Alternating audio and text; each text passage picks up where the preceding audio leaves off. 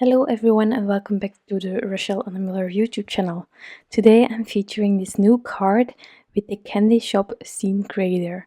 I decided to just use the two children that are holding all of the candy. In this scene creator you also have a candy shop, you have some other elements that I didn't use, but you can actually really create whatever your heart desires with the scene creator. Now I went for these quite large children on my card, and I knew that they weren't going to fit completely on this card. That was the whole idea, because this way, whenever you have an element on your card that is not completely on top of your panel, it looks like the scene is really going on and there is more to see behind the card, but unfortunately you just have this part of the scenery. So that's why I have this girl there in the corner and you are not able to see her completely. Okay, so skin tone, this is just my go-to skin color. It's not too pale, it's not too dark, which gives me all of the options still for all the hair because I never plan ahead of time, so that's really handy.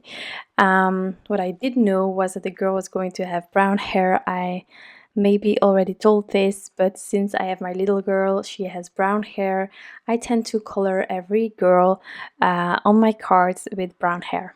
Before it was sometimes black, sometimes blonde, but now it's all browns. Um, the boy will have dark hair, so that there is a bit of variation and you have tons of options. Now, in case you want to revisit color combinations, you can find all of them in the description box down below. I will list all of the combinations that I've used for this card.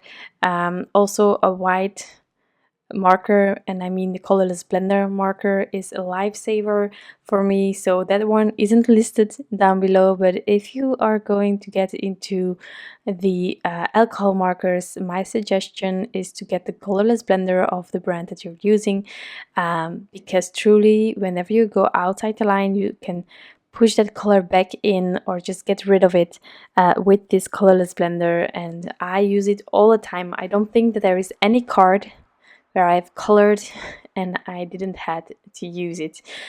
So it can be really handy to have it on hand. So for the hair, I am trying to get really that fine hair look. You can also color with shadows like you would color the clothing and stuff. But I have been doing this for a while now and I'm feeling more confident every time I try it. So in case you're like me and you are a bit hesitant about coloring hair this way, just try it, do it a few times and you will get better at it and more confident as well. The thing also whenever you're doing hair like this is that the more vertical you're holding your marker, the thinner the lines will be and the more realistic the hair will look. It's not always easy, but time will tell and you will get better at it, I'm sure of it. Also, it's a bit of flicking and seeing wherever it goes, so you can go outside lines whenever doing this technique. But again, colorless blender, lifesaver. Just get your hand on one if you don't have it yet and you will thank me later. So here for the clothing, I decided to go with orange. It had been a while since I used orange on a big surface like this, and while coloring it I also realized that my little girl doesn't have anything orange. Not on purpose, but just I haven't found anything yet that is suiting, and I want to try it for her. So well, it was fun to color this. Also here I'm using the yellow red 20 marker, but it's a really light one. I love it, but there was a bit too much of a contrast between that one and my other marker, so I had to do some tip to tip here to get a nice blend on the dress. And then here for the accessories, it just was handy to have like a mixture of light tones for these details. Okay. Also, something that I forgot to do while coloring the hair, most of the time I tend to use the same combination for the hair as for the shoes that the children have on, so I will do that later on as well. So brown shoes for the girl and then black shoes for the boy. So for all of the candy, I decided to go with pink because I love pink and there wasn't going to be much of it in this card, so I tended to do a bit more. Also, the candy later on will get some glossy accents because it's just fun to have a bit of playfulness on your card. Glossy accents always brings that. Also a bit of dimension, but really subtle, and the gloss is just so lovely. So for the boy, I went for this teal kind of bluish combination. I don't think that I have used this one before, but I used my hex chart to see which colors would go well together, and I came up with this, which is not a new combination, I'm sure of it, but for me it was new. Also, if you're looking for a color chart for all of the markers that you have, or just like a chart for combinations, there are some free templates available on the Rachelle Anne Miller website. It's a really handy one. I have printed out all of the balloons to get my combinations on them, but it has been tricky to get my combinations there. So it has been on a pause, but I really love the idea of having all of your combinations really visible on a page, and then you can also compare with the combinations that you already used whether it is going to work or not, because you know the end result. So that can be really handy. Also, this blue, I need to add it to my blue chart because I already shared, I think, my blue combination so far, and this one isn't on it yet, so I have to color that one in as well. So here for the black hair, I only have warm grays. Well, I have a few cold grays, but I tend to go for warm grays as well for the hair because it's like, I love browns, it's warm, and the warm grays are really different from the cold grays. I also don't have enough cold grays to really do like tons of combinations, so black hair, warm gray. And if you still have some white areas, whenever you're coloring your hair like this, that's perfectly fine. You can fill them up if you want to. I did it in the past, then I used the lightest marker and I just went over it to fill it up. But lately, whenever I have like white areas, they are subtle, I just see them as a highlight and I leave them as they are.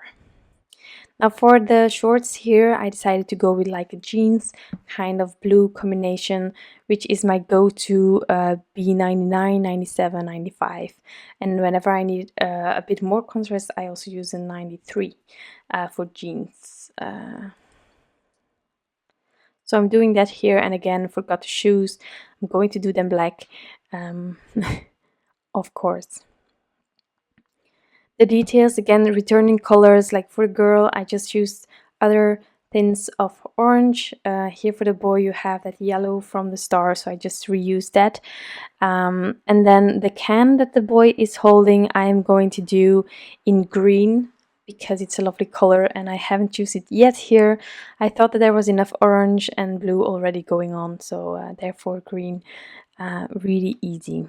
So this card actually mainly is coloring. There isn't any ink blending, any stamping, because everything is included in this scene creator, which is really handy.